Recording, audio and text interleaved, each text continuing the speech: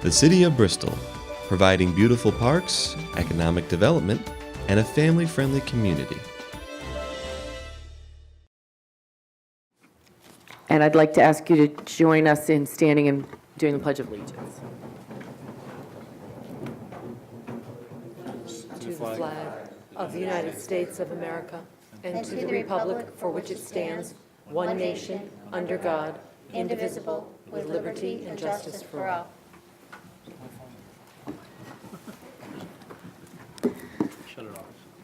Item 1 is the approval of minutes of the regular joint board meeting of February 13th, 2018. Move approval. Second. Any discussion? All those in favor? Aye. Any opposed? Motion carries. Item 2 is the consent calendar. There are 8 items. The first is to transfer $7,500 within the general fund, and it actually talks about the vacation buyback, but that part of it didn't occur, so it actually is just to fund 2022 revaluation sinking fund. 2B is to make an additional appropriation of $7,500 within the capital non-recurring fund funded by a transfer in from the general fund for revaluation. 2C is to make an additional appropriation of $460 within the Special Grants and Donations Fund funded by donations for the library. 2D is to make an additional appropriation of $1,470 within the Special Grants and Donations Fund funded by donations for the fire department. 2E is to make an additional appropriation of $1,079,998 within the Capital Projects Schools Fund funded by the Alliance District School Building Project Grant. 2F is to make an additional appropriation of $3,196,362 within the Special Education Grant Fund funded by the Alliance District Grant. 2G is to make an additional appropriation totaling $2,805,694 within the Special Education Grant Fund funded by grants and donations for the Board of Education. And 2H is to make an additional appropriation totaling $866,532 within the Special Grants and Donations Fund funded by grants and donations for the Board of Education. So moved. Second. Any discussion? All those in favor? Aye. Any opposed? Motion carries. Item 3, To rescind the $38,354 appropriation for a concession trailer within the Parks and Recreation operating budget. Move approval. any discussion? Yes, Your Honor. Can we just get a discussion? Is there going to be a trailer at all, or don't we need one? Right?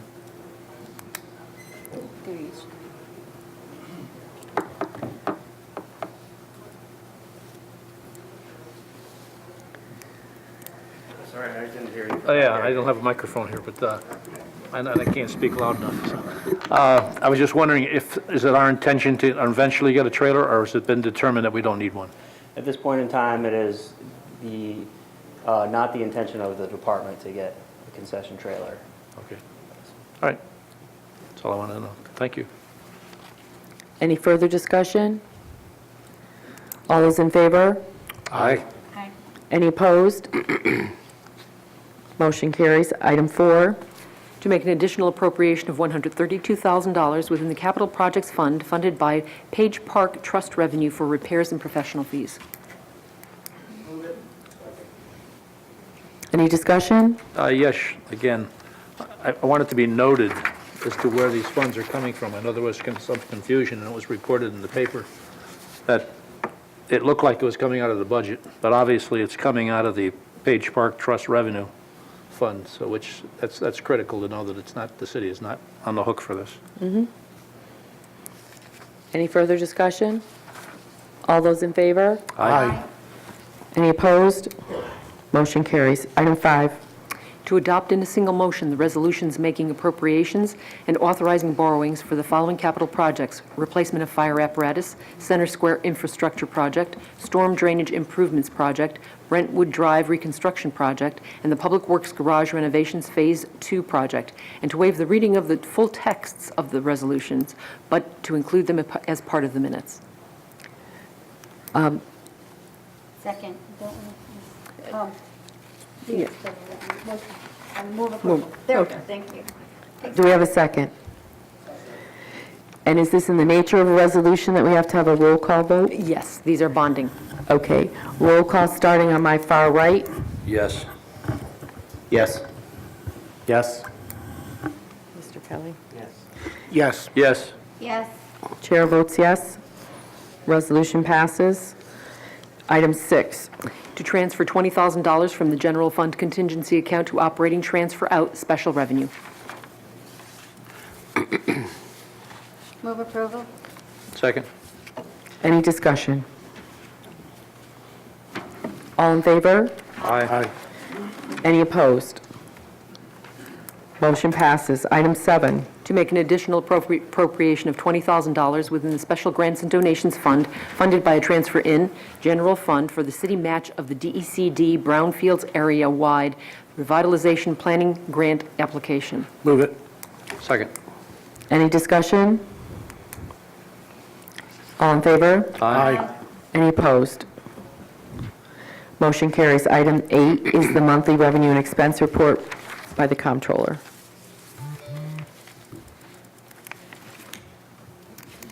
Good evening, everyone. Not too much more to report with regard to revenues and investment earnings from last month. Tax revenues are coming in very steadily, as you can see, at 98.9%. Licenses, fees, and permits, right now, they're at 90.8% of budget, which is very good, and that's primarily a result of the building permit fees, which is at 97.8%. And I know there are some large building permit fees that are pending that will add to that as well before the end of the fiscal year. Investment earnings, I know my report says December, but actually this should be through February. We're at 145%, and I think that number will definitely grow, and we'll definitely have a surplus in investment earnings through the end of the year. Just want to say we're watching the revenues closely, because obviously we're hoping that we're going to have some surpluses there, and I anticipate that there will be some. As you remember, when the state budget was adopted, we did have about a $2 million shortfall that we had to make up for, which the Board of Finance and the Joint Board did allocate some funds from fund balance to offset that. So we're trying to watch that really closely as we get towards the end of the fiscal year. On the expenditure side, I will say there's not much. We've been meeting with all the departments on their budgets, and nothing has come to our attention that should be cause for alarm. Anybody has any unanticipated expenditures. But I will say that with regard to the snow budget, as you know, we've had some challenges this last 2 weeks, actually, is probably what did us in. But we're probably right at budget, actually, before yesterday's storm. So we will probably need a transfer from contingency at some point as we get closer to the fiscal year to fund the rest of those expenditures. Again, we're still working on the numbers, but that's what I anticipate right now. Any questions on the city side or revenues? And I know the Board of Education has been meeting with the Board of Finance every month. They've been reporting where they have been projecting their fiscal year to end. Right now, they're at a $1.6 million shortfall, and I know they've been monitoring that as we go along. I do want to just mention a couple of other things. The Board of Finance will be completing their budget hearings. March 21st is Public Works. They will be here next Wednesday to present.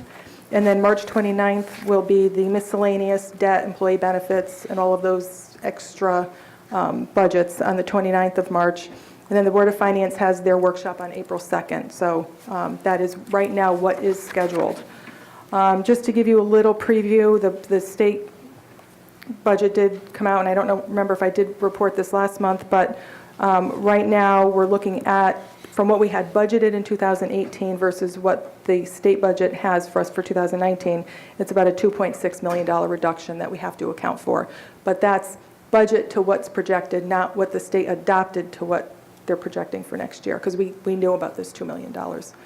And I think that's probably it, unless anybody has any specific questions on anything at this point. Just to reiterate, so when I look at the snow budget here, which has about $53,000, that doesn't include this week's storm, but the prior storm was recorded? This report, I believe, was run the beginning of 3/2. March. So the So last it's missing- two storms, Correct. of which one was a weekend, right? Wasn't one of those I think they were both in the middle of the week. both in the They middle were of the week? they were both Okay. in the middle of the week. All right, thank So you. this report does not include that, correct? Thank you. Anything else? Thank you. Thank you. Item 9 is any other business? I'll entertain a motion for adjournment. Move it. All in favor? Aye. Any opposed? Thank you. Okay, good evening, everyone. I'd like to welcome you to the March City Council meeting. I'd like to ask all of you present to stand and join me in the Pledge of Allegiance.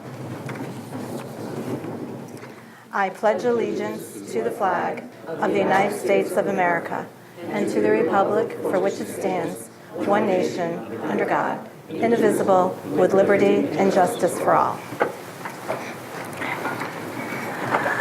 Due to the rescheduled meeting from last night to tonight, due to our non-snow event, we are missing Councilman Hahn, who has a work commitment, and Councilman Medeiros, who may join us in progress. But at this point, I'd like to ask the council members who are here to introduce themselves, starting on my far right. Peter Kelly, 2nd District. Mary Fortier, 3rd District. Dave Perleski, 2nd District. Dave Mills, 3rd District. And our staff. Town Clerk Therese Pack. Assistant Dawn Labella. Okay, and I'm Mayor Ellen Zappo-Sasu. So our first order of business is our moment of silence. And tonight we have a veterans focus. We're going to shortly hear from Veterans Coordinator Donna Dugnan from the center that we have here on the first floor. And so tonight, as we often do, I would just like to especially recognize the veterans from Bristol who are no longer with us as part of our moment of silence, as well as Rex Hamilton, a much beloved community figure who passed this past weekend and was a fixture at the Boys and Girls Club for years.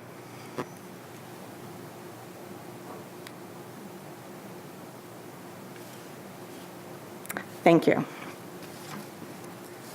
The second item is our approval of our minutes from February 13th, which we'll do first. Is there a motion? Move it. Second. Is there discussion or corrections on the minutes as presented? Hearing none, all in favor? Aye. Opposed? Motion carries. And now the special city council meeting minutes from February 22nd, 2018. Is there a Second. Sorry. Councilman Fortier with the motion and Perleski with the second. Discussion on February 22nd's minutes as presented. Hearing none, all in favor? Aye. Opposed? Motion carries. So our first public participation is our nonprofit spotlight, so I'd like to invite Donna to come to the podium. Thank you, Madam Mayor, members of the City Council. I'd just like to start off giving you a brief history about the Veteran Strong Community Center. As you may remember, back in 2012, actually March of 2012, so 6 years ago, the Army Reserve opened up a program called Army Strong Community Center. And with Mayor Ward's backing, we had the center here in City Hall. I was fortunate enough to be one of the original staff members there through the federal contractor. In 2016, when funding was cut nationwide, I couldn't walk away and just, I know it's not my space, it's really your space, but I couldn't walk away. I saw the impact we had within the veteran community, and myself, along with a co-founder, decided to open up the center and rename it as Veteran Strong Community Center. And I'm happy to announce that in January of this year, we did receive our nonprofit 501c3 determination. So we are officially a full-fledged nonprofit entity. In the calendar year of 2017, I saw in excess of 400 individuals.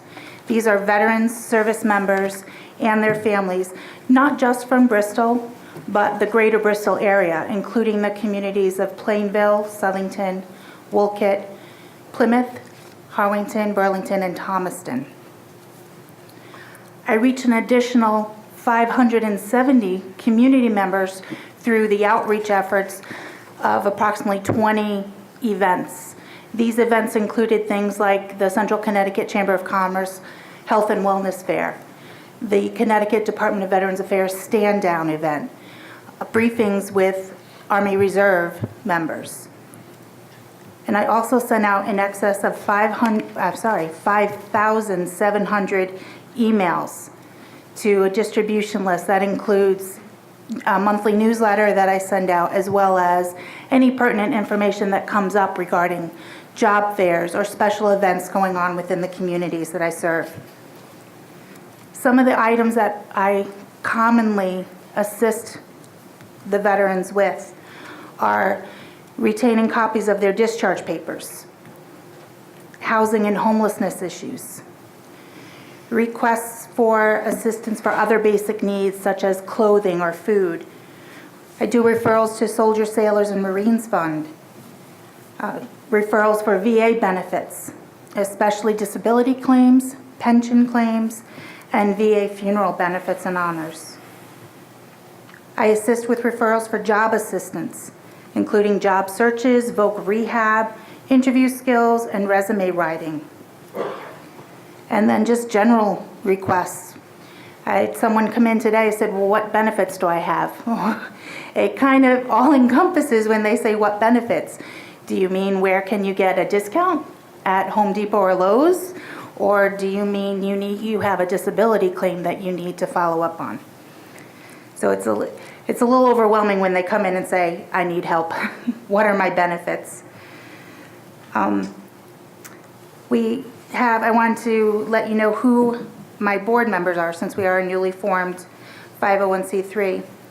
Our president is Sherilyn Lebowski. Sherry is one of our Soldier, Sailors, and Marines Fund volunteers. She's a former DCF attorney, and she lives in Southington. Ed Chamberlain is a local accountant here in Bristol. He is our vice president.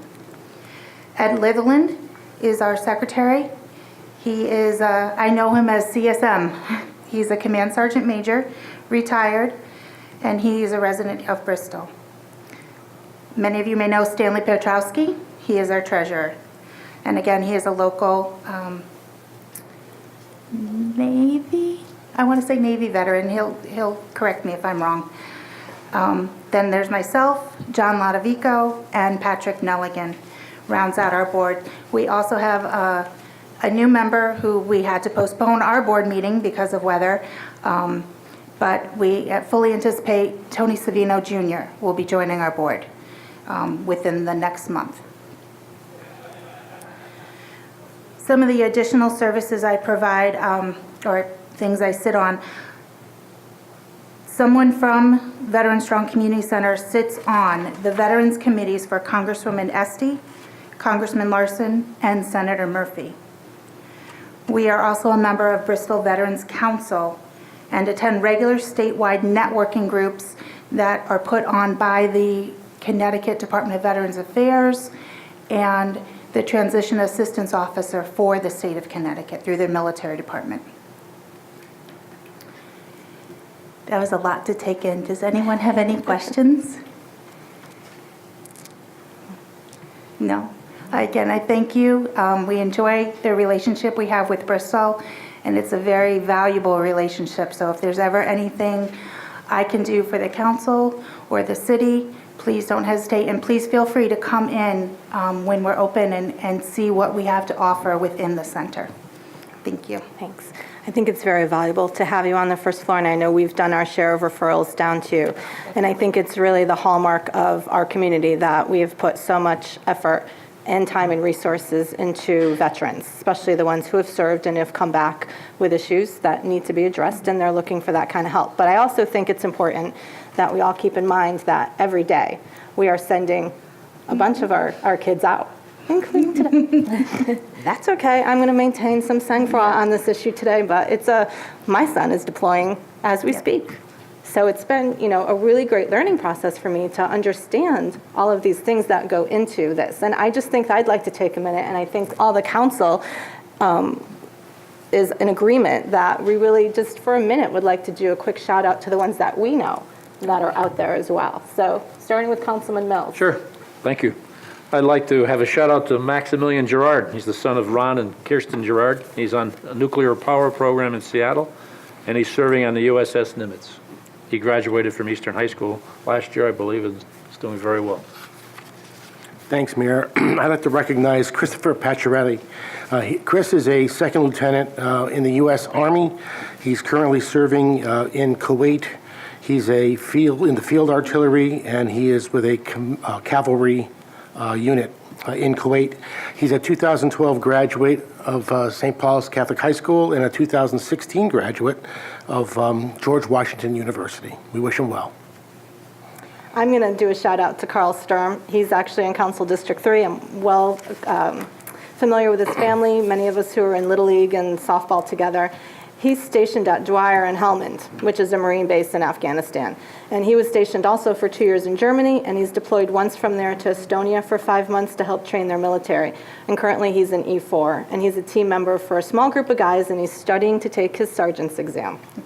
I should probably do a shout out to my nephew Nick in the Air Force in New Mexico too, or I'm going to get in trouble. And I'm very proud that I know of 6 young women who are serving or have served from the 3rd District. I want to start with Captain Erin Houlihan. She is in the Army. She's stationed currently at Fort Bragg. And her older sister, Caitlin, finished her service about 18 months ago, but she was a lieutenant in the Navy, and she was a nurse, and she served in Afghanistan.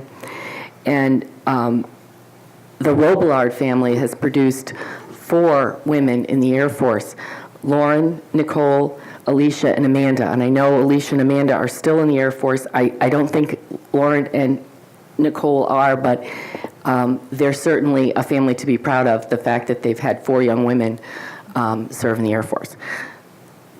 That's it for me. I would like to speak of Nick Icavelli, who just graduated West Point last year.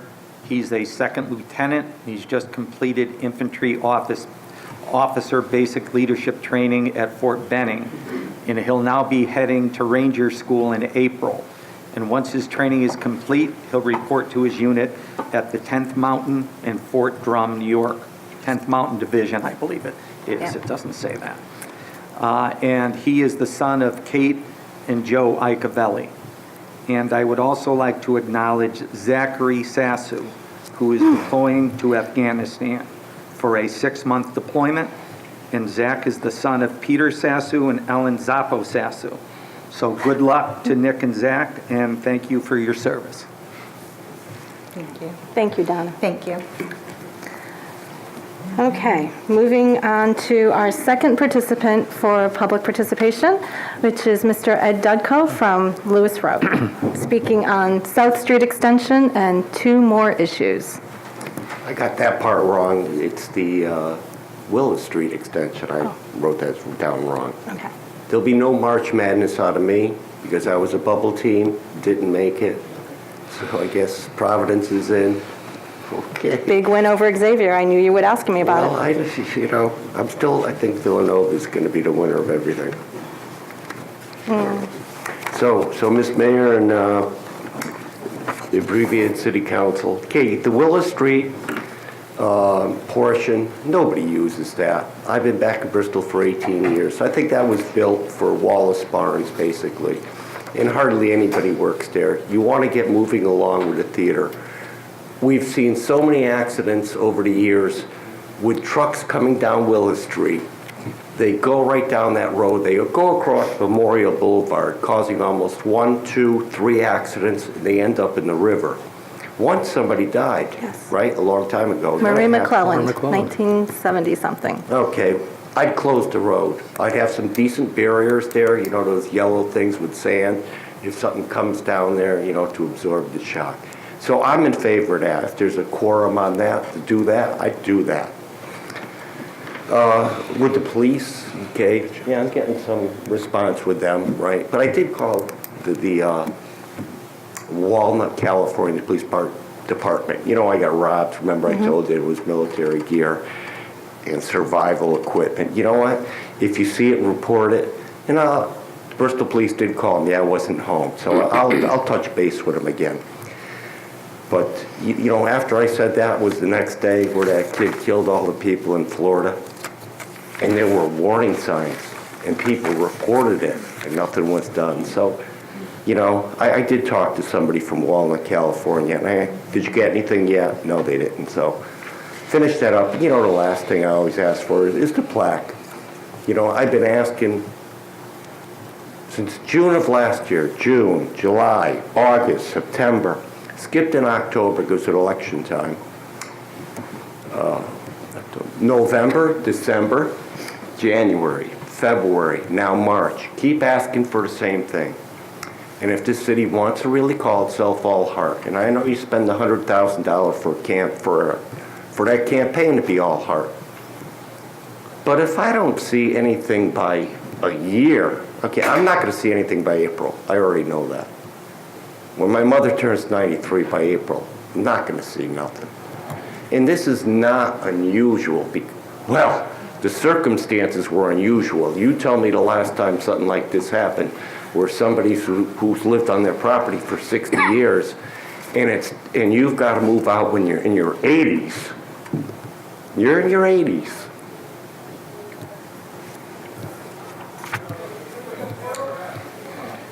Come on, a cheesy plaque.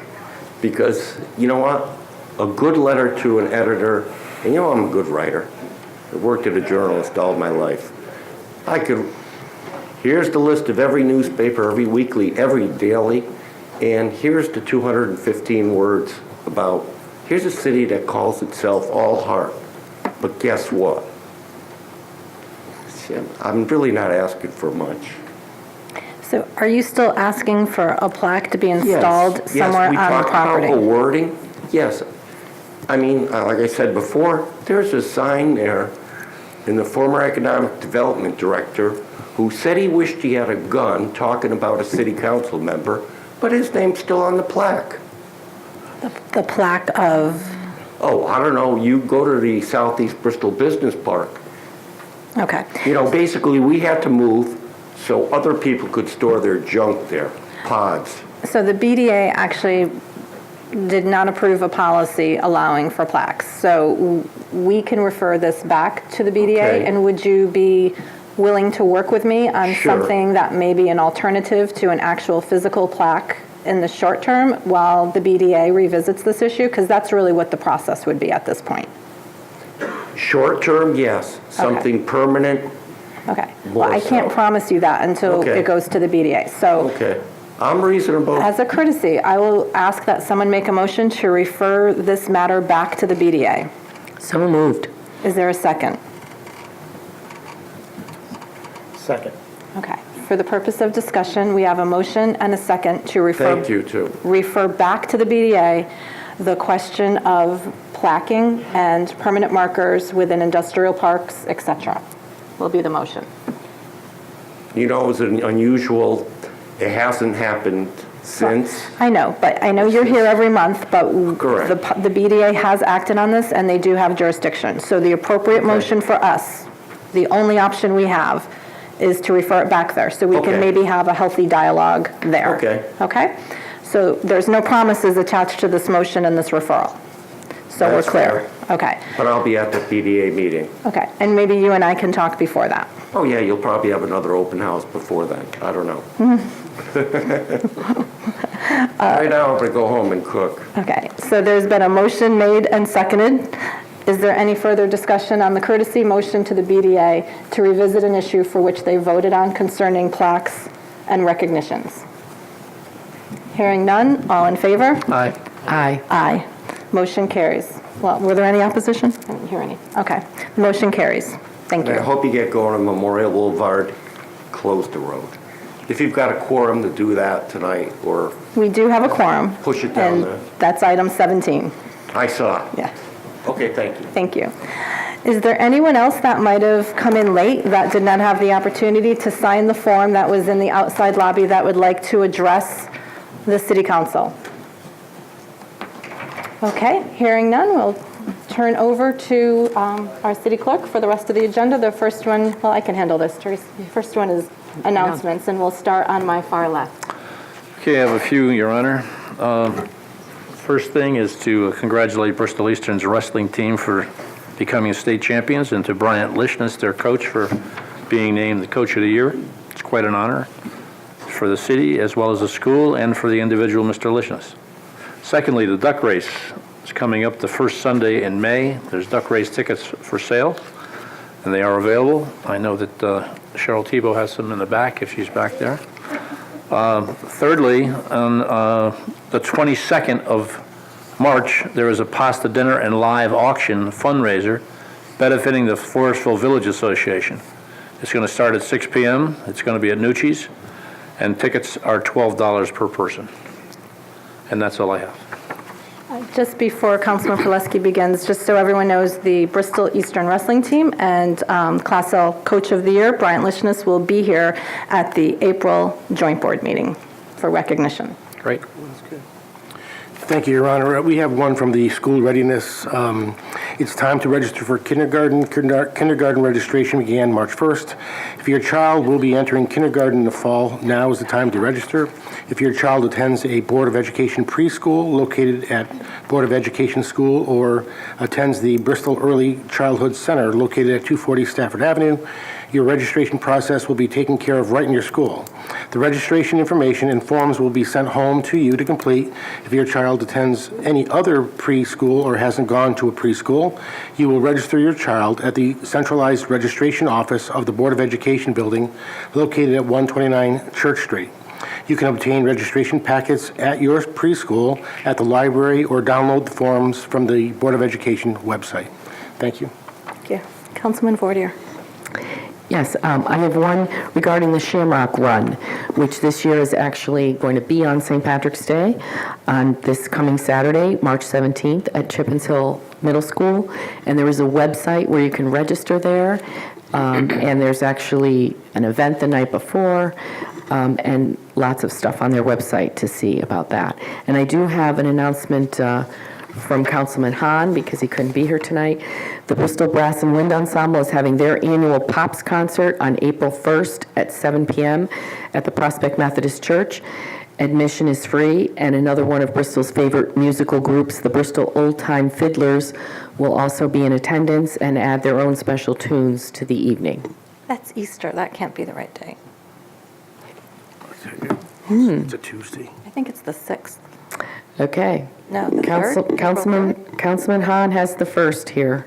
It's typed, so check the website and find that date, because it's true that April 1st is Easter Sunday, and I don't think they'll be doing it that day. I'm pretty sure it's Tuesday the 3rd. The third Tuesday. Anything else? Not for me, thank you. Okay. Councilman Kelly. Thank you, Mayor.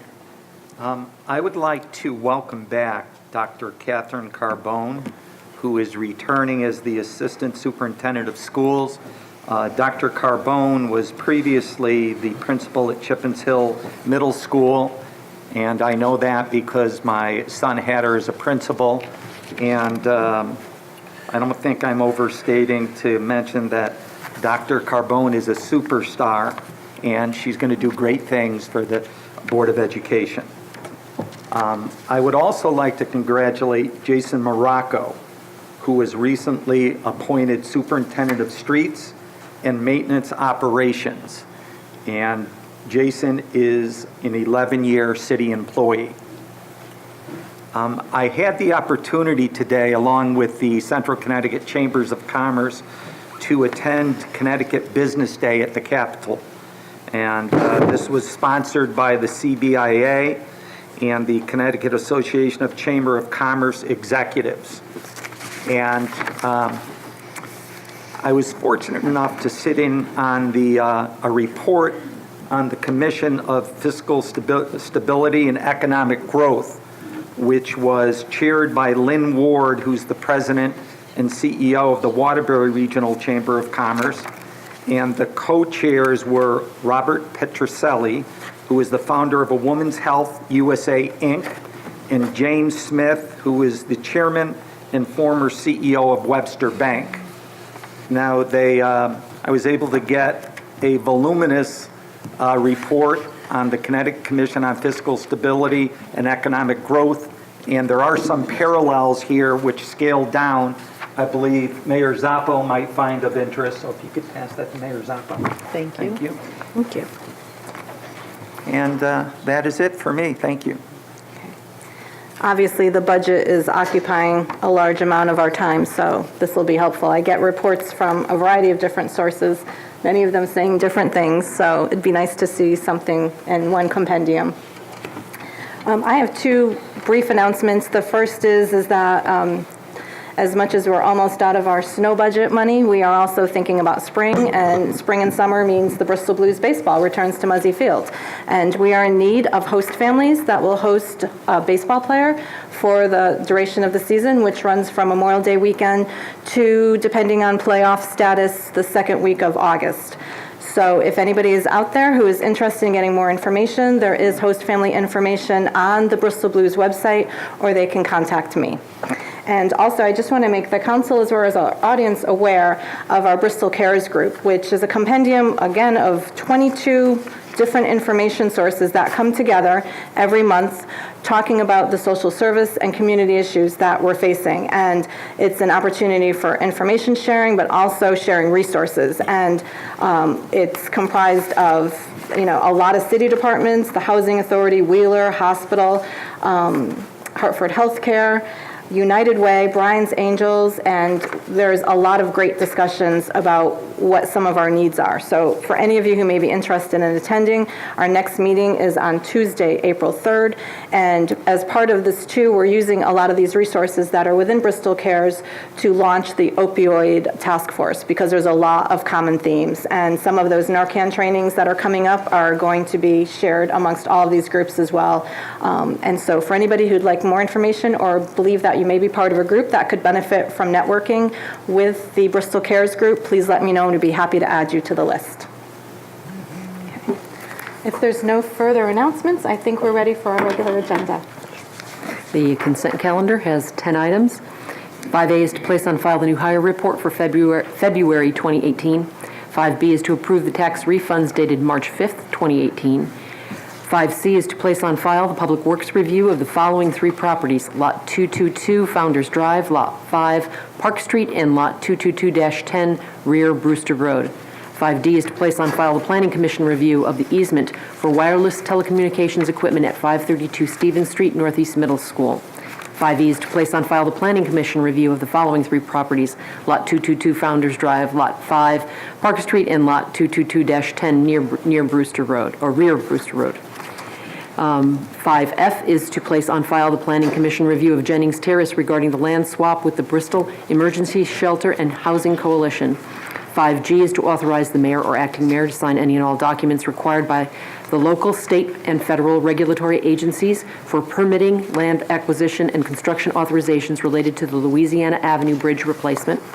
5H is to approve the grant application to the Main Street Community Foundation for basic conversational Spanish classes at the Bristol Senior Center, and authorization for mayor or acting mayor to execute and referral to Board of Finance. 5I is to approve the grant application to the Main Street Community Foundation for the Arts Council to host an Arts in the Park Day on Memorial Boulevard, and authorization for mayor or acting mayor to execute and referral to Board of Finance. And 5J is to approve the grant application to the National Recreation and Park Association Summer Lunch Grant Program, and authorization for mayor or acting mayor to execute and referral to Board of Finance. So there are 2 items that, the first one is item G. I would like to pull off because we are probably going to do an additional referral. And I would just like, not necessarily to pull off, but to let the council know that item I, the scope of that grant has changed. The new resolution reflects that, but in fact, it is most likely not going to be an application for an event at the Memorial Boulevard, but may be done in conjunction with our summer concert series. So the correct resolution and motions are within, but that the narrative on this is not correct. So if we could pull off item G, please.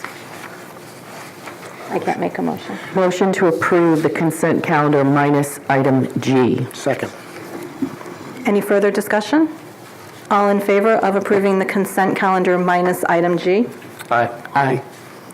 Okay, opposed? Motion carries. And in terms of item G in this Louisiana Avenue Bridge replacement, there has been one public meeting, and in conversation with Councilman Fortier, who represents that district, we do believe that a referral to the Board of Education is appropriate because both the bridge and the pedestrian bridge are going to be closed, and that may in fact impact Stafford School students getting to that school and may require additional transportation during that construction period. So I'd like that in the form of a motion. I move that the Louisiana Avenue Bridge replacement project be referred to the Board of Education for their consideration of students walking back and forth from Stafford School during the process of the project. Is there a second? Second. Any further discussion? Hearing none, all in favor? Aye. Opposed? Motion carries. And now to authorize and do the motion for item G, to authorize the mayor or acting mayor to sign any and all documents required by the local, state, and federal regulatory agencies for permitting, land acquisition, and construction authorizations related to the Louisiana Avenue Bridge replacement as stated on the agenda. So moved. Second. Any further discussion? All in favor? Aye. Opposed? Motion carries. Thank you. Okay. We're ready. Yep. Now in reports and committee reports? Okay, we'll start with ordinance. Your Honor, we have a motion under agenda item 6A. I hereby move that section 2-12.1 waiver of property tax $1 or less of the Code of Ordinances of the City of Bristol is hereby amended to read as follows. I further move that the city clerk publish said amendments and additions to the Code of Ordinances and that they become effective upon the expiration of 14 days from the date of their publication in a newspaper or general circulation in the City of Bristol. Section 2-12.1 waiver of property tax $1 or less reads as follows. In accordance with Connecticut General Statute Section 12-144C, the tax collector is hereby authorized to waive the payment of property taxes due in the amount of $1 or less. Second. Is there a second? There is a second.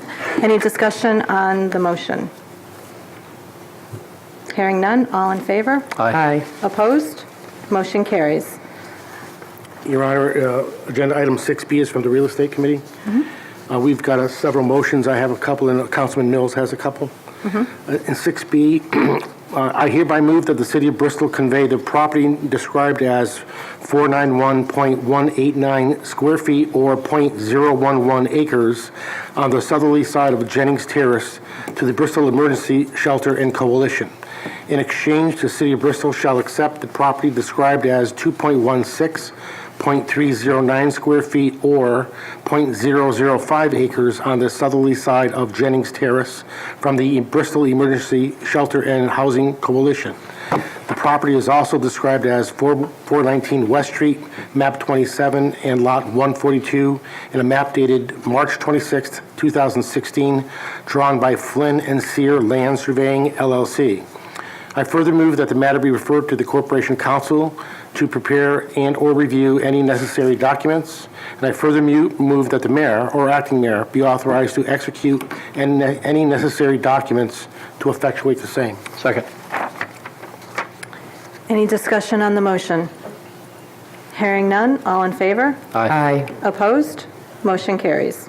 Your Honor, agenda item 6C is also from the Real Estate Committee. I hereby move that the following property be referred to the Planning Commission for a Connecticut General Statute Section 8-24 report, the Real Estate Committee, and to the Public Works for a determination of future municipal use. It's lot number 75A-1 Pine Street. Second. Discussion. Hearing none, all in favor? Aye. Opposed? Motion carries. Okay, I have the next few. I hereby move that the City of Bristol enter into an exclusive right to sell listing contract with Keller Williams Realty, the real property known as 132 George Street. I further move that the purchasing agent and the assessor determine a listing price. I further move that this matter be referred to the Corporation Council to prepare and or review any necessary documents. I further move that the mayor or acting mayor be authorized to execute any necessary documents to effectuate the same. Second. Discussion on the motion. Hearing none, all in favor? Aye. Opposed? Motion carries. The next motion is I hereby move that the City of Bristol enter into an exclusive right to sell listing contract with Keller Williams Realty, the real property known as 147-149 Hull Street. I further move that the purchasing agent and the assessor determining a listing price. I further move that this matter be referred to the Corporation Council to prepare any or all review necessary documents. I further move that the mayor or acting mayor be authorized to execute any necessary documents to effectuate the same. Second. Discussion. Hearing none, all in favor? Aye. Opposed? Motion carries. And the last one, I hereby move that the City of Bristol enter an extension of the exclusive right to sell listing contract with Keller Williams Realty, the property known as Lot 35D Glen Street. I further move that this matter be referred to the Corporation Council to prepare and/or review any necessary documents. I further move that the mayor or acting mayor be authorized to execute any necessary documents to effectuate the same. Second. Excuse me, Your Honor, was there decided an amount of the extension? I know the last one we did was 60 days. I know on this one, the motion isn't there with an 60 days, I believe it is, yeah. So on item F, it's a 60-day extension. Thank you. Okay. Thank you, Therese. That was a motion from Councilman Mills. Is there a second? A second. Okay. Discussion? Hearing none, all in favor? Aye. Opposed? Motion carries.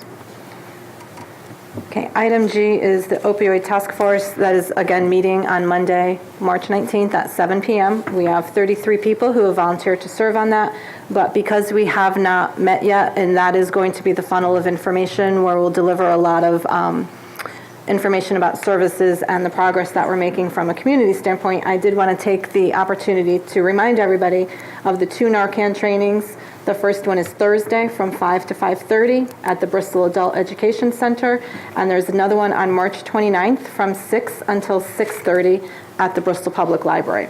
Also, Best for Bristol is having a speaker, Dr. Pote, family medicine practitioner, will be speaking on the 14 to 24-year-old adolescent brain on May 3rd from 5 to 7 p.m. at the Doubletree.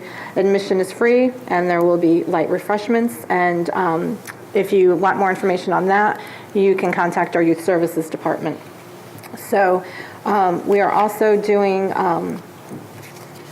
a youth leadership group for April vacation, and so if anybody would like more information about that, please let us know as well.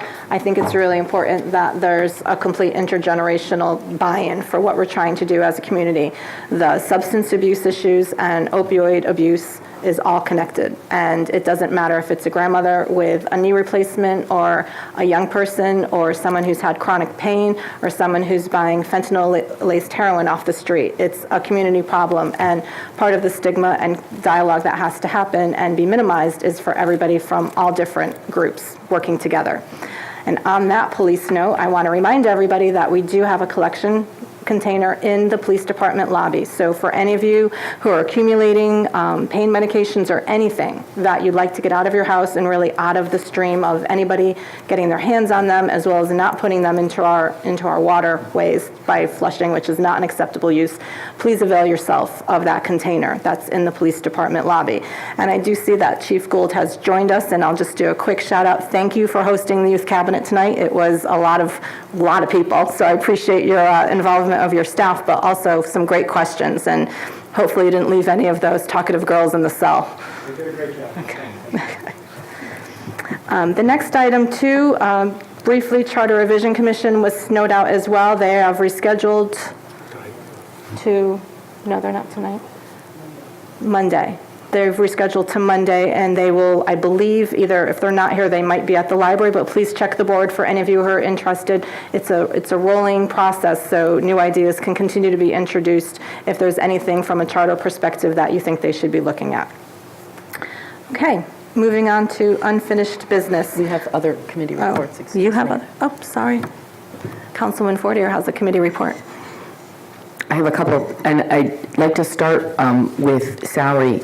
I have 2 items that are on the addenda, and so I'm looking for a motion to move items 2 and 3 to this portion of the agenda, moving them up on the agenda. I'll move that. I'll second it. Item 2 from the agenda is... First, we have to vote on Okay, moving to the main agenda. There is a motion and a second. All in favor? Aye. Opposed? Motion carries. Item 2 is to approve part-time and seasonal rates of park department positions as proposed effective June 3rd, 2018, and to refer to the Board of Finance for informational purposes. Is there a second? Second. Discussion on the motion. Hearing none, all in favor? Aye. Opposed? Motion carries. And item 3 from the agenda is to approve an amendment to the employment agreement of Fire Chief Jay Kolakowski to allow personal use of his city vehicle outside of the city of Bristol and to take any action as necessary. Move it.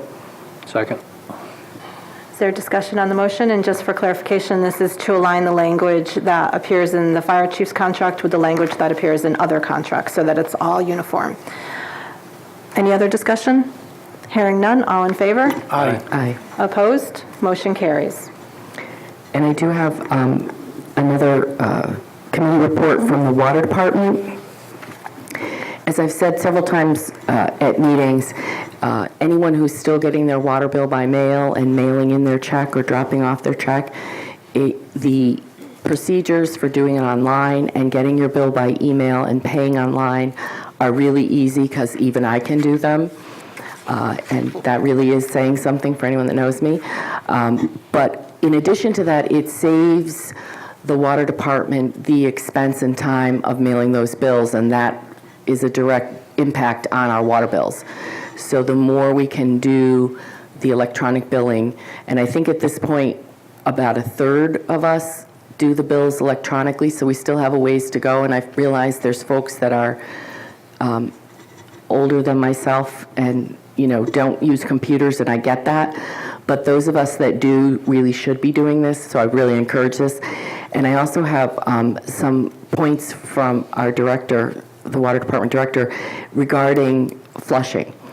The Bristol Water Department will begin its annual flushing program for the next few weeks, and that's flushing the hydrants, of course. The mayor doesn't have the lingo down, I'm sorry.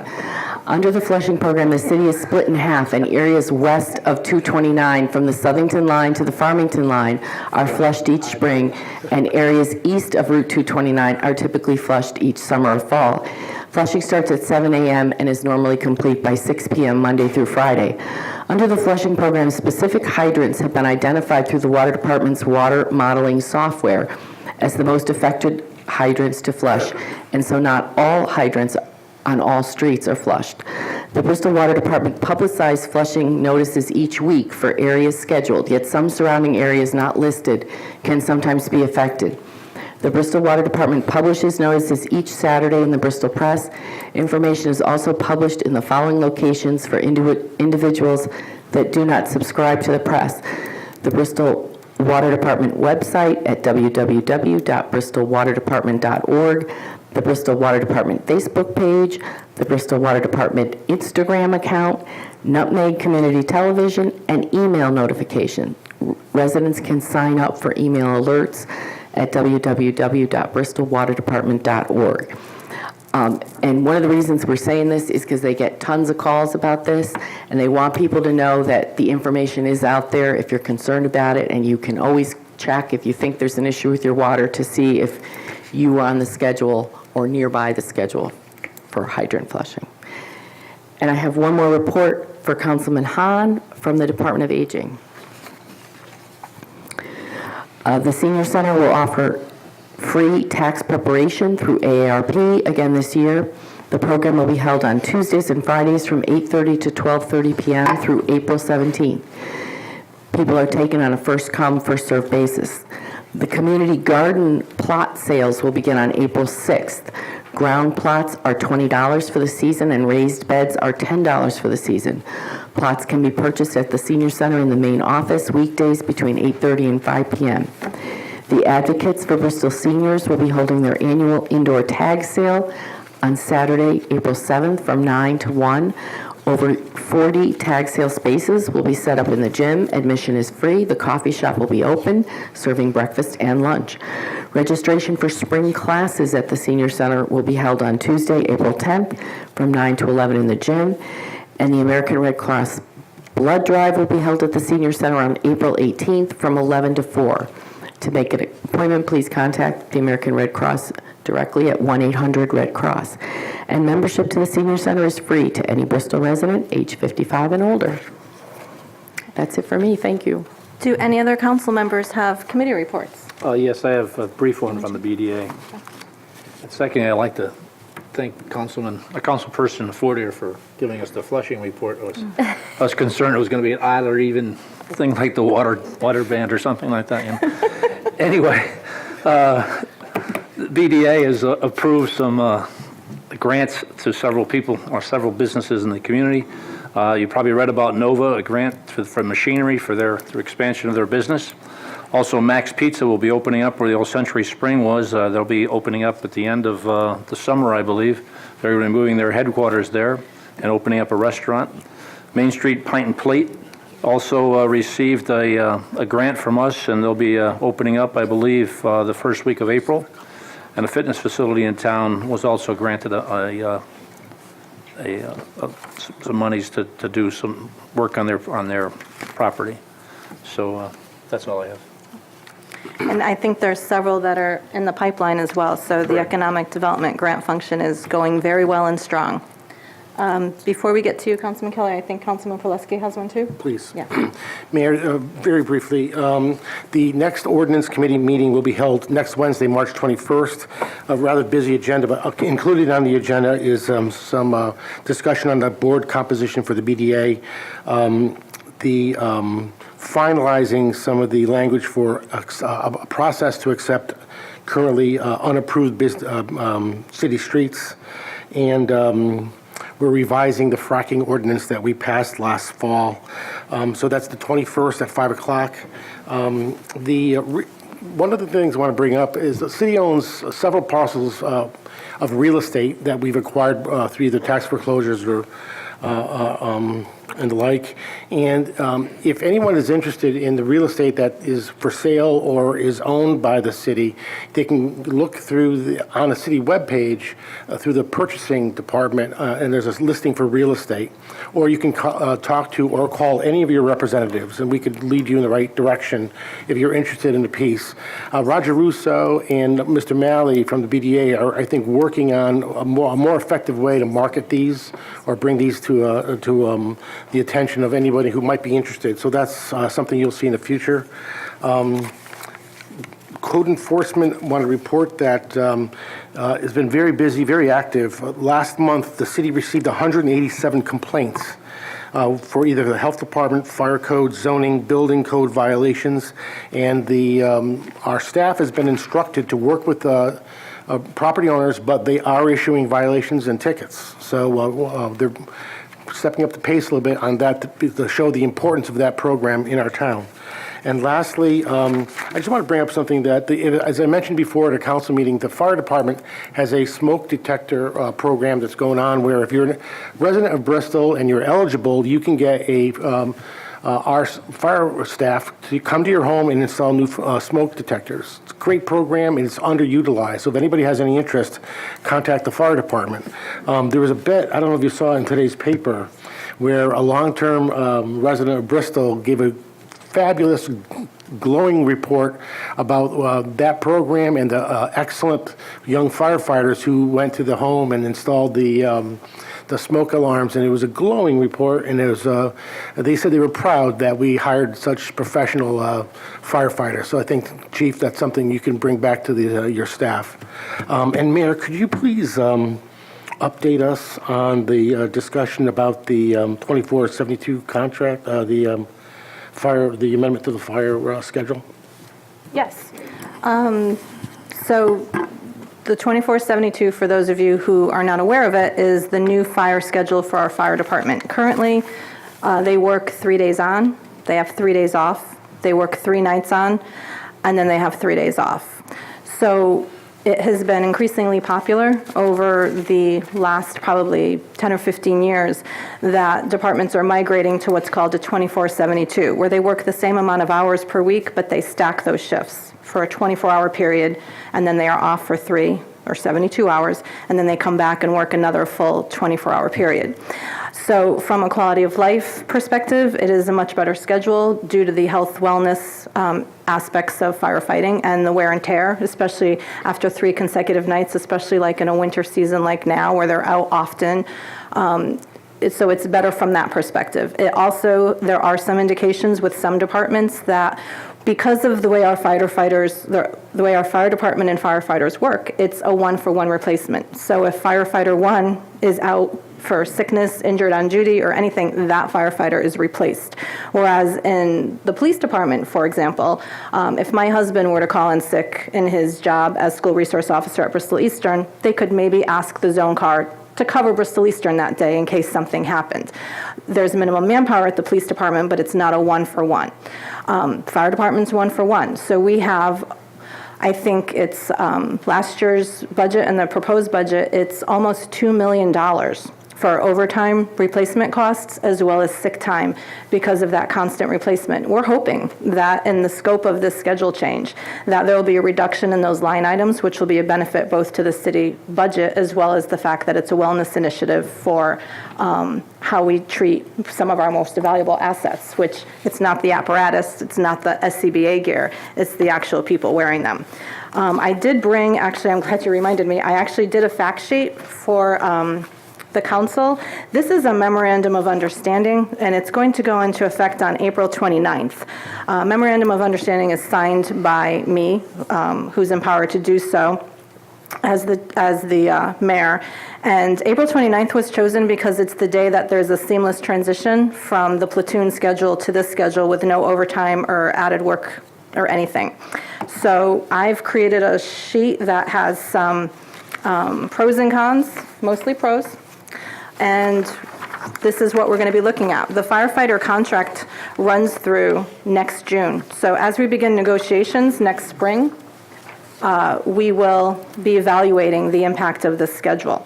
So in doing so, we looked at some of the studies for health effects. We looked at other departments, and throughout Connecticut, frankly, the Northeast, most of them are into this 24/72 schedule. So we were able to compare with Manchester, East Hartford, Middletown, New Britain, Meriden, Hartford, Southington, Waterbury, Danbury, Stamford, Norwalk, Branford, East Haven, Greenwich, Hamden, North Haven, Richfield, Stratford, West Haven, Willimantic, Norwich, Naugatuck, Milford, Fairfield, Bridgeport. They all use the schedule. So hopefully if any of you receive any questions about this as we do transition, this might be helpful to you.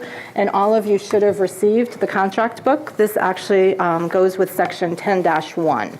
So if any of you wanted to look or you keep that type of information, that's where we're going with this. So I did see Union President Sean Lennon and Jim Marks from the fire department here, along with Chief Kolakowski. I don't know if any of you have anything you'd like to add or if you have any comments.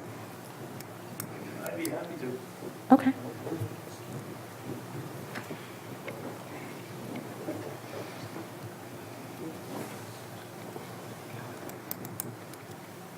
Thanks for calling me on the spot, Mayor. Appreciate it. But I'd just like to thank the Mayor and the Council, Fire Commission, Chief Kolakowski for identifying the health initiatives that go along with this change. It's a huge quality of life change for my membership, as well as there's a direct correlation between firefighters' health and this schedule. And I appreciate the council, the fire chief, the fire commission for putting the most valuable resource first, which is the workers. And it's a breath of fresh air to hear that. I promise you that we'll come to the table and discuss anything associated with this change. But once again, thank you again for putting the workers first. Appreciate that. And actually, I was remiss in not mentioning this contract also extends to the fire marshal and fire inspectors as well, who work a regular Monday through Friday week. This schedule is going to allow them 10-hour days, which means that the fire marshal's office and the fire inspectors, which the public needs to access for a variety of reasons, is going to be open 2 hours longer every day, 5 days a week from 7:30 to 5:30. Any questions for? No, I have a comment, if I may. I have nothing to say about the contract, and I realize that it's your responsibility to negotiate the contract. I am just a little concerned as a council person that the information we got was tonight. This is my 4th term as a council person, and every time that a contract issue of this importance came up, we had the courtesy to go into executive session to discuss the contract, to give our input, to give our points of information to you and to each other just to discuss it. And it bothers me a little bit that this is the only time that we're getting this tonight, and this is a fait accompli. It's already been discussed, it's already been negotiated to be into the contract. So I'm a little bit dismayed, and I wish we had the opportunity to discuss this because it is a hot topic. There are a lot of people, there are a lot of opinions, and as you know, this has been shot down a few times in the past for various reasons. And I just wish that opportunity was afforded to us to be able to do that. So just for a point of clarification, it is not a contract change, it is a memorandum of understanding. Memorandum of understandings are done when you're looking to clarify interpretation of language. So if you were to look at section 10-1, you would see the schedule as it's currently stated. So what it says, in essence, to summarize it, is that firefighters currently work 90 day shifts and 90 night shifts. And this new schedule, which is we're going to call the 2472, means that they're now going to work 90 day shifts and 90 night shifts. So it's not a change in the contract. If you look in your contract books for all of our unions, you will see, in fact, the fire one, I believe, has 3 memorandums of understanding that were executed by former mayors, none of which came to the city council, but they're codified within the back of the book. When the contract is renegotiated, oftentimes this language is then folded in. So for example, at that point, 10-1 might now include a reference to 2472 instead of just saying 90 day shifts, 90 night shifts, 42 hours computed over a period of a fiscal year. None of that language is changing, so that's why it's a memorandum of understanding. When they negotiate their contract, that's when it comes to the council and there is a vote. So to your point about it not being publicized, I was going to do it at the next meeting because it's going into effect in April, but I brought it here tonight because you had raised concerns, and it has already been looked at by the fire board. So tonight is as timely as the rest of it. But it is within the authority that I have in order to execute that. And I have executed one others for the sake of transparency with the police union for a grooming language for their contract. But I am concerned that you believe that it's been shot down for reasons that are not beneficial to the city? Were there? No, all I'm saying, again, this isn't the place to negotiate at all, isn't really the place to discuss it. That's why, being in executive session, we're able to discuss this freely and talk about various things that went on. That's all I wanted to do, is have that opportunity to be able to do that. Okay. Well, if you do think that there are some pitfalls with that, I would like to hear them, because then we can watch for them. Because what I envision is that the Fire Board Budget Committee will be probably reviewing this on a quarterly basis, because I definitely want to look at those overtime and sick time numbers to see if, in fact, the schedule is having a positive effect. So that was my big goal. Mm-hmm. But if there's other things that you think I should be looking for that would have perpetrated why the city had not executed this contract previously, I'd like to know. Sure. Any other questions on the 2472? Yes, Mayor, it's my understanding that this is not etched in stone. You're going to look at it, see how it goes, and then reevaluate perhaps. Yes. The memorandum of understanding copies that I left in your mailbox a couple weeks ago did reference that it's through the negotiations of next April, and at that point we'll revisit it. Any other questions on the 2472? Okay, so where were we? Was that unfinished business? We still have a few Committee reports. I'm sorry, Councilman Kelly. Is it going to be brief? As brief as I can, yes. Dr. Moreau, we'd like to thank you and Dr. Dieter and Jill Brown and the entire Board of Education staff for a concise, in-depth presentation of the Board of Education budget. And we all look forward to working in a bipartisan cooperation to make the right decisions for the students and citizens of Bristol. So thank you for that. And the second thing, I don't want to alarm you, it's going to be about Tungus Community College, but you're not taking on new responsibilities with them. It's just that wanted to bring to everyone's attention that in a typical fall or spring semester, 16 to 17% of students enrolled at Tungus hail from Bristol. And although the main campus is in Farmington, we do have a presence here in Bristol over at the D'Amato properties.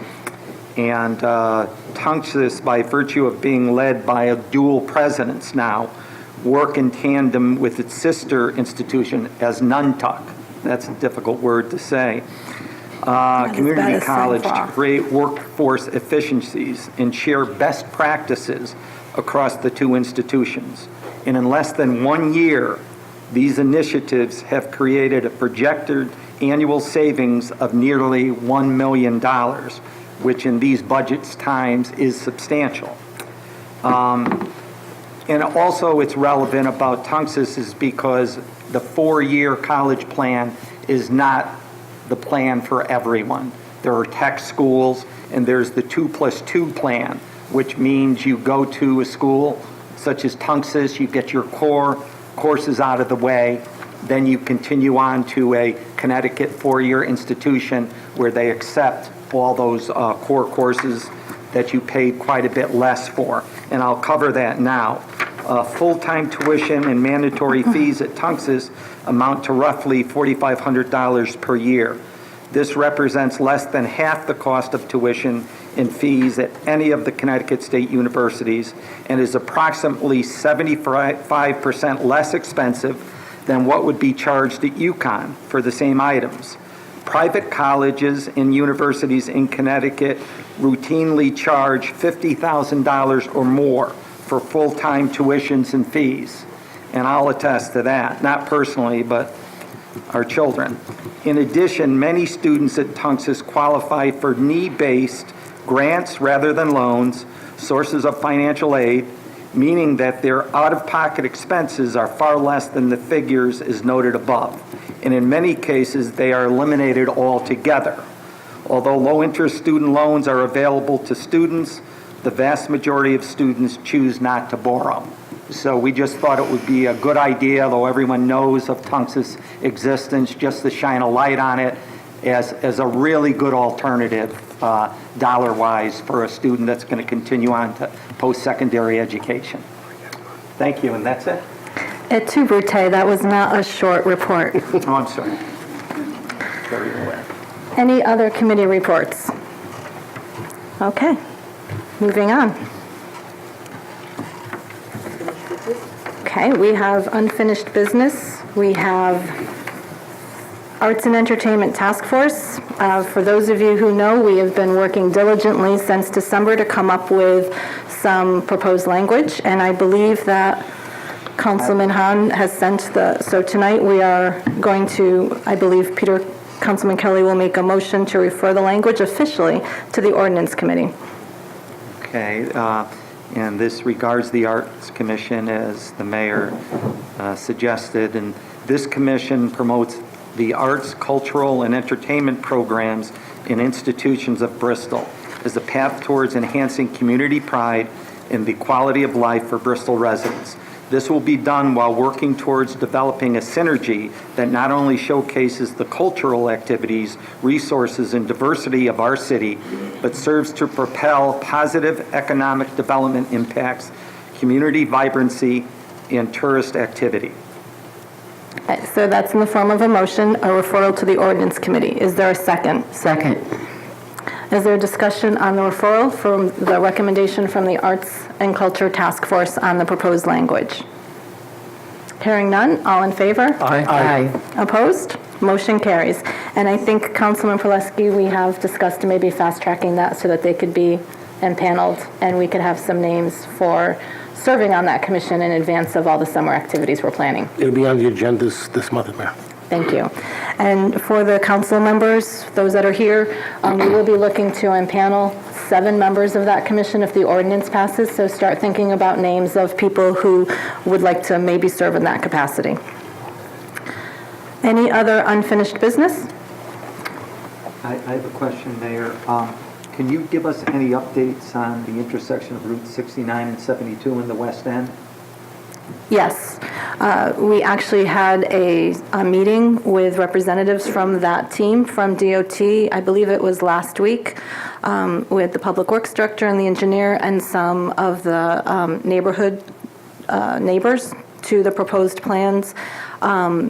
We are officially on record, the City of Bristol, in disagreeing with the notice and historic designation possibility of the 3 or 4 buildings within the West End. And we were very fortunate to receive supporting letters from the West End Association and the Bristol Historical Society.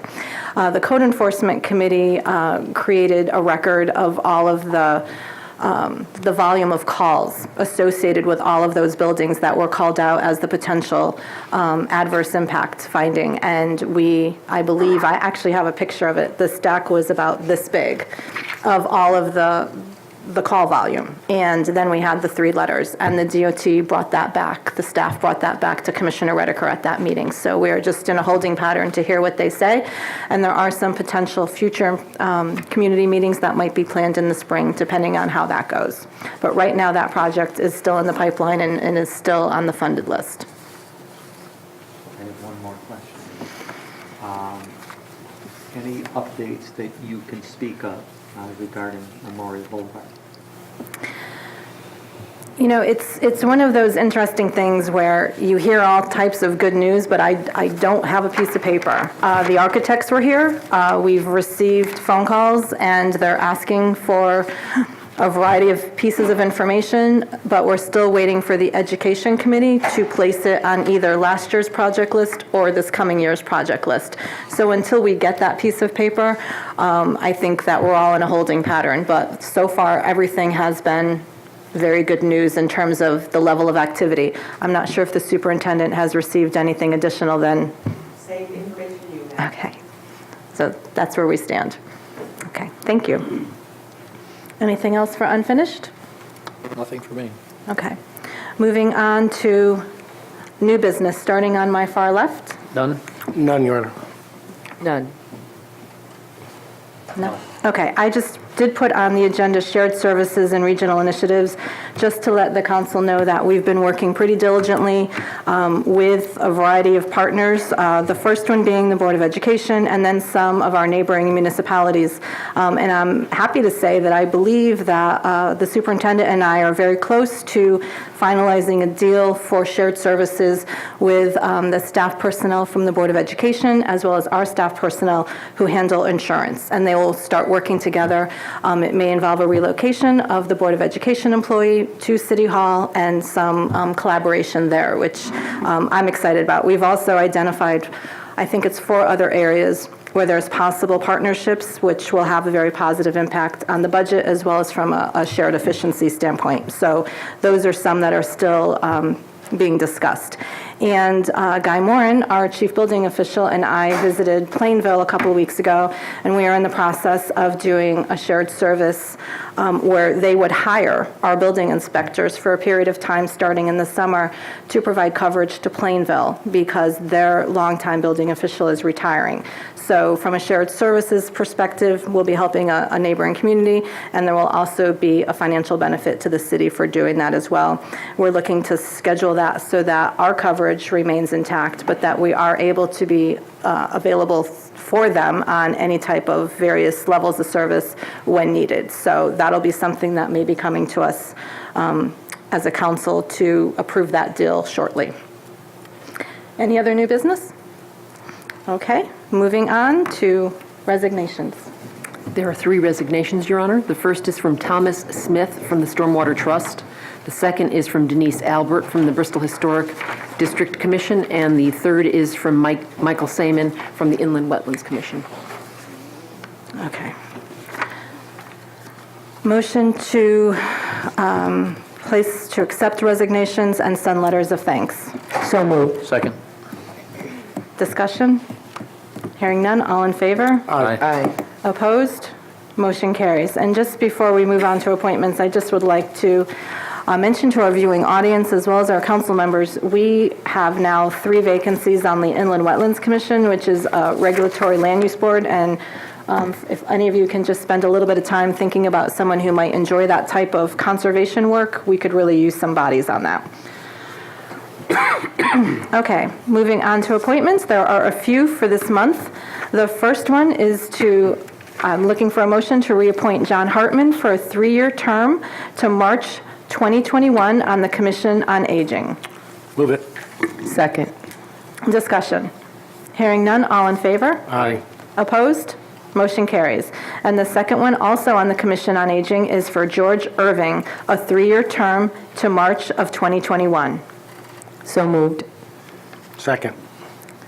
Discussion? Hearing none, all in favor? Aye. Opposed? Motion carries. The next one is a reappointment for Phyllis Del Mastro, a Section 2-9 resignation previously, no term for the Mayor's Task Force on HIV/AIDS, and that is a mayor's appointment not requiring a confirming vote. The next one is a reappointment for Thomas Laporte for a 3-year term to March 2021 for the City Cemetery Commission. So moved. Second. Discussion? Hearing none, all in favor? Aye. Opposed? Motion carries. The next one is to appoint Miles Jennings to replace Denise Albert, who has resigned, for an unexpired term to January of 2019 for the Bristol Historic District Commission. So moved. Second. Discussion? Hearing none, all in favor? Aye. Opposed? Motion carries.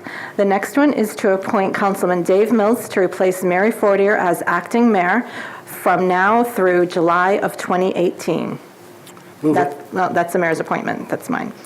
Okay, the next one is to appoint Brittany Barney Calhoun to replace Sharon Spann, who has moved out of town to serve on the Pine Lake Area Study Committee, and there are no terms for that committee. So moved. Second. Discussion. Hearing none, all in favor? Aye. Opposed? Motion carries. And finally, our youth representative appointments to the Youth Commission. The first one is to reappoint Ethan Grabowski as our under 21 years of age rep, a 3-year term to March of 2021. Need a motion. I need a So moved. Second. discussion. All in favor? Aye. Opposed? Motion carries. And finally, to reappoint Joy Harris, under 21 years of age rep, 3-year term to March 2021. Move it. Second. All in favor? Aye. Motion carries. Okay, moving on to the major business portion of our agenda. Resolution regarding authorization for mayor or acting mayor to execute any and all documents relating to school readiness grant program application for priority school readiness municipalities from the Office of Early Childhood for $2,895,096, and the quality enhancement portion is $18,756 from July 1, 2018 to June 30th, 2019, and referral to Board of Finance. And there is a resolution to read. Does someone have the resolution?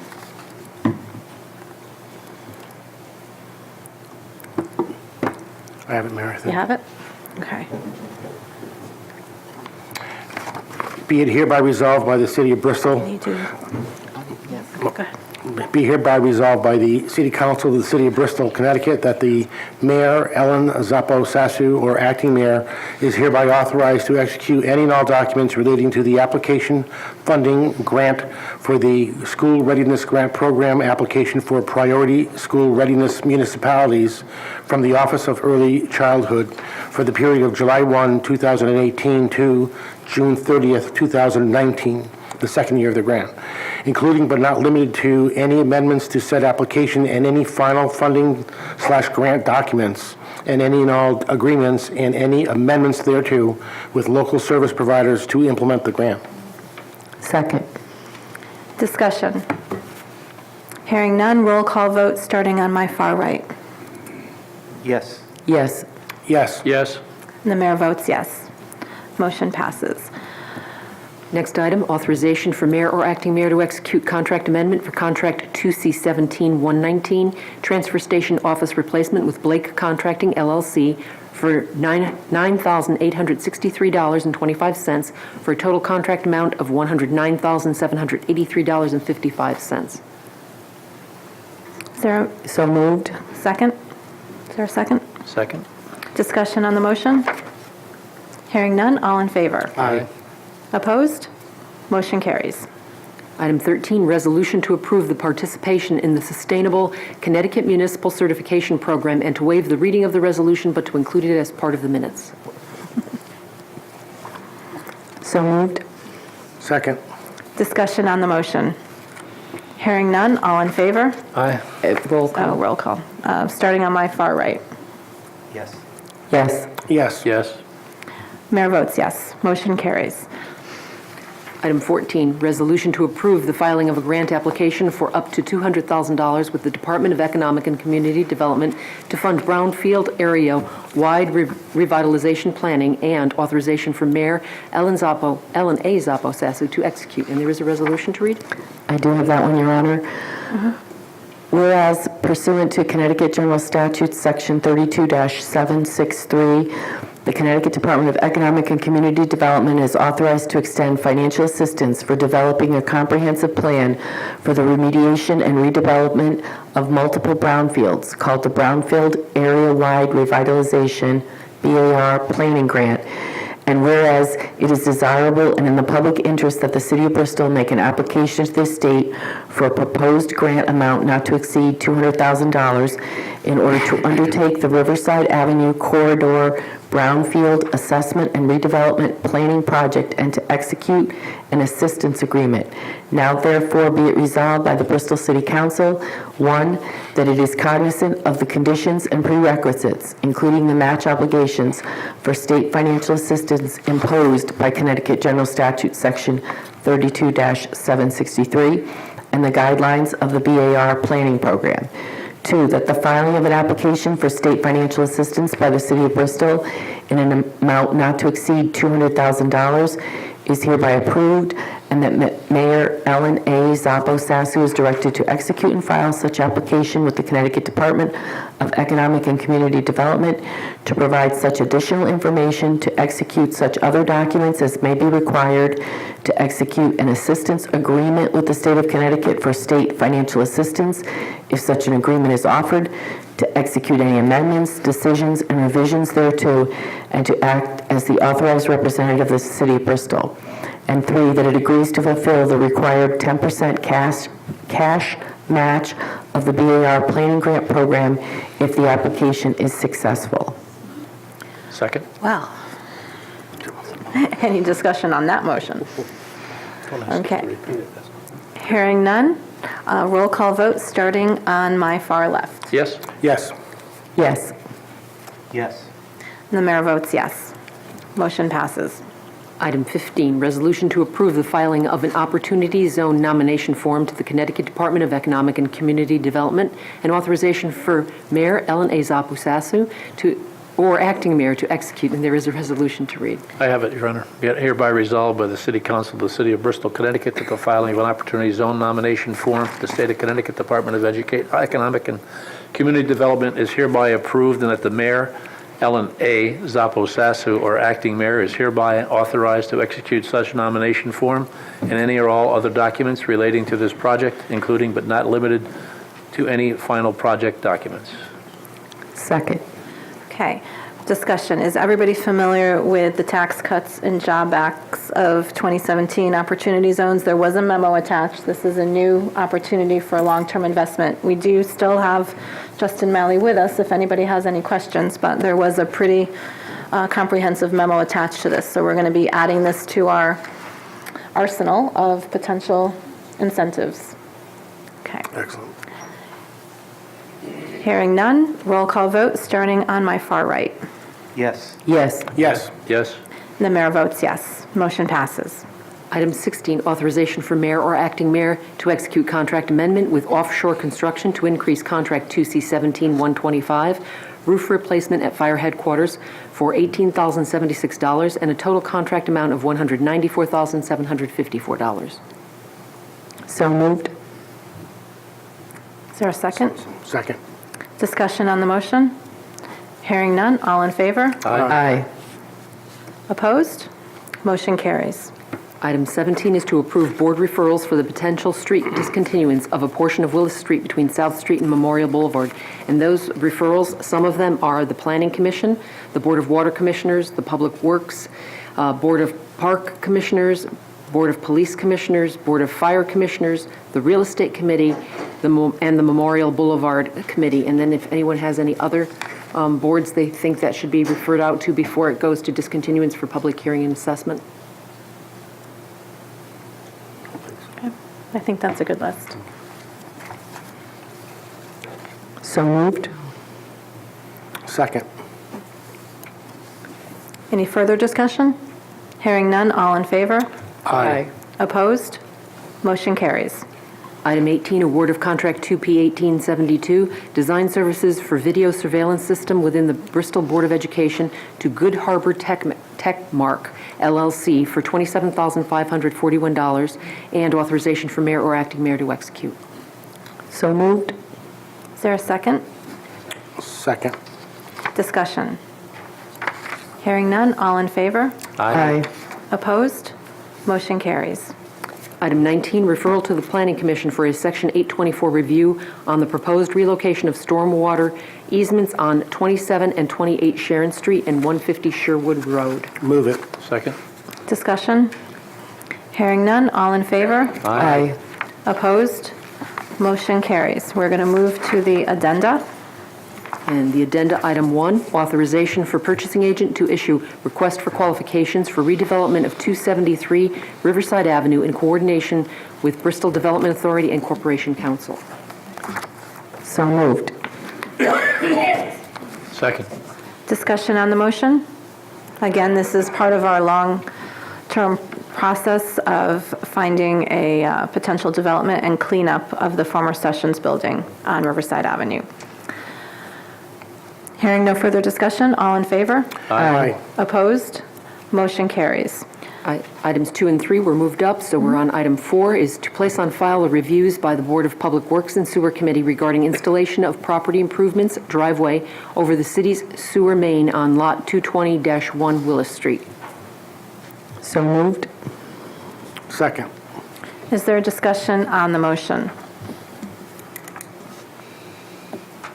Okay. I think that this one is an interesting one, and we had this at Sewer Committee last week. And I just would like to give a compliment to the Board of Public Works and the staff, because this is not an easy property, and I think that, we're giving them access over the city's sewer main, but they're also doing a curb cut off of Willis as opposed to South, which for any of us who travel South Street know that that's some pretty fast-moving traffic and there's some serious safety issues there. So this is a very creative use to handle this, and I would urge its adoption. Any further discussion? Hearing none, all in favor? Aye. Opposed? Motion carries. The last item is an executive session to discuss the workers' compensation matter of Sarah Simpson versus City of Bristol, WCC file 601-077910. Hello, Attorney Clift. Hello. Good evening, everyone. I'd like to ask that for this executive session that I be allowed to go in along with Attorney Eric Bartlett, who's specialized counsel on workers' compensation. I'd also like to bring in with me Attorney Lacey for his knowledge on this area. Okay. Thank you. Okay, is there a motion to go into executive session? So moved. Second. Discussion? Hearing none. All in favor? Aye. Opposed? Motion carries. We will be in executive session, hopefully briefly, and we will come back and reconvene. From executive session, and let the record show that no votes were taken. Is there a motion to come before the council? There is, Your Honor.